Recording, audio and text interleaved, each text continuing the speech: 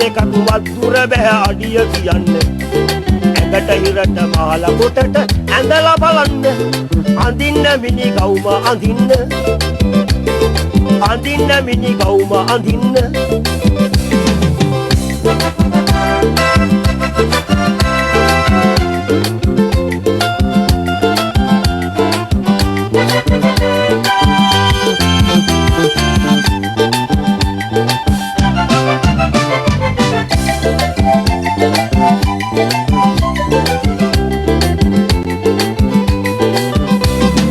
Lily මාගේ නෝනා එයා මෙහෙම කියන්නේ දැන් රටේ කොටේ කවුරුත් මිනි ගවුම් අඳින්නේ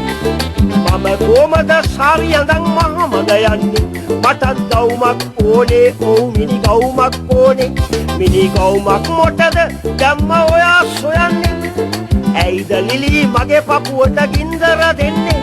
මිනි ගවුම් අඳින්නේ මරුණට පසුනේ දෙවියනේ මේම කිව්ව ගමන් නෝනා මගේ ඇඟට කොට උනේ සල්ලි දීලා ගවුම බැව්වේ ඇඳගෙන යන්න අල්ලි දෙකක් වතුර බෑ අඩිය කියන්න ඇඟට හිරට මාල කොටට ඇඳලා බලන්න අඳින්න මිනි ගවුම අඳින්න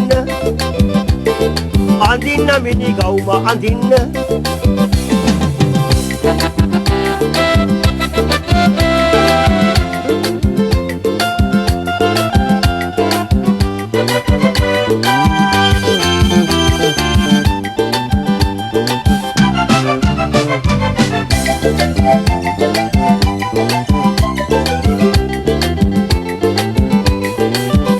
අපේ නෝනාගේ වැඩ පුදුමයි මට දැන් සිහි වෙනවා මැරුණේ නැතුවම නෝනා මිනි ගවුම් සොයනවා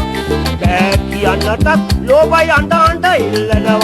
මිනි පෙට්ටි කඩෙන් මිනි ගවුමක් මෙමන් ඉල්ලුවා මිනි ගවුමක් සමග මිනි පෙට්ටියකුත් දුන්නා කාරෙකකුත් ලැබුණා ඒකෙම මම කොට වුණා ඒ ළඟටම එන්න වටපිට සෙනඟ පිරෙන්න එය තුතු මගේ නෝනා මරහඬ දීගෙන පැන්න සල්ලි දීලා ගවුම නැව්වේ ඇඳගෙන යන්න අල්ලි දෙකක් වතුර බෑ අඩිය කියන්න ඇඟට හිරට මාල කොටට ඇඳලා බලන්න අඳින්න මිනි ගවුම අඳින්න අඳින්න මිනි ගවුම අඳින්න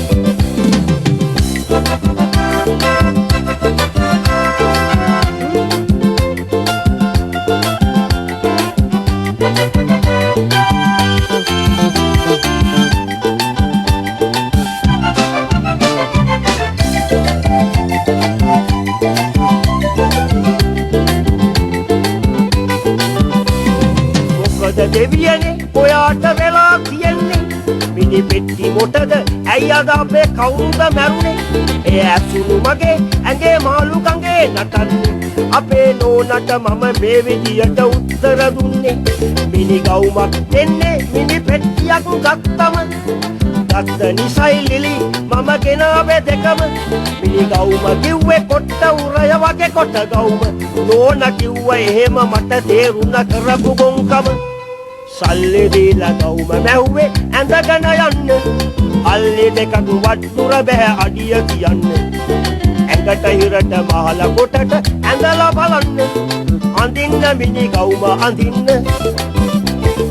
අඳින්න මිනි ගවුම අඳින්න